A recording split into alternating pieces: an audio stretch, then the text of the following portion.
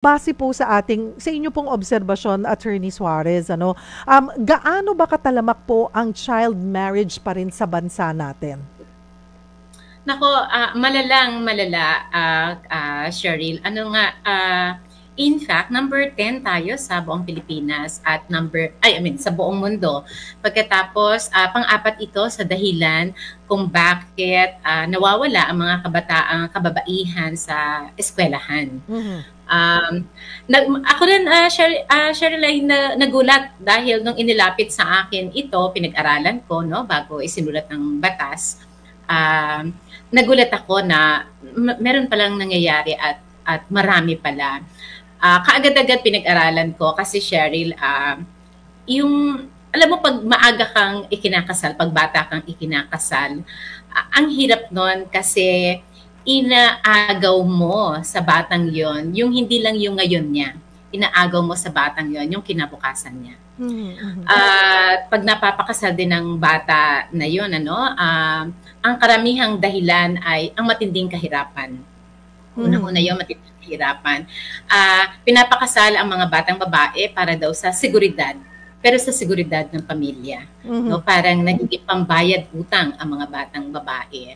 Tapos sabi, para din daw sana makapag-aral, no, ang batang yun. Matinding kahirapan kasi sinasabi para doon nakapag-asawa, wala na sa obligasyon ng pamilya. O pambayad sa utang at ito maraming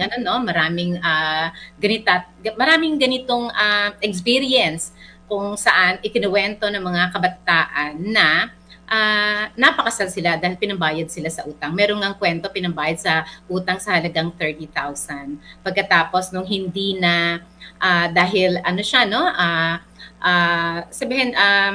nung pinupuwersa na siya, no, na makipagniig, magkaroon ng sex, ay talagang lumaban siya.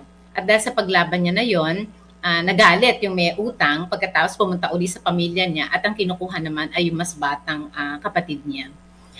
Sabi para daw sa seguridad ng pamilya, ang hirap nun, di ba? Dahil ang anak na babae ay parang pambayad utang na maling-mali naman, ano?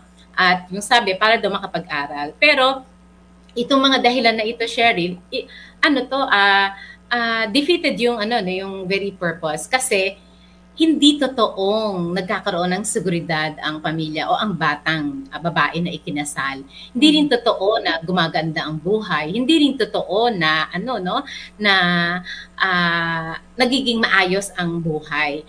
Yung kabaligtaran ang nangyayari, lalong nagiging mahirap ang kalagayan ng babae, hindi nakakapag-aral, hindi nakakapagtapos, nagiging napapakasal para lang maging tagapag-alaga, no, ng mga anak doon sa unang asawa. Kasi talamak ito at nangyayari ito sa Muslim community, nangyayari ito sa mga IP communities.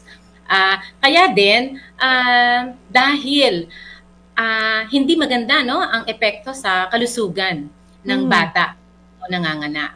Tayo nga, sabihin, ako parang 25 na ako nung mga anak, pero mahirap.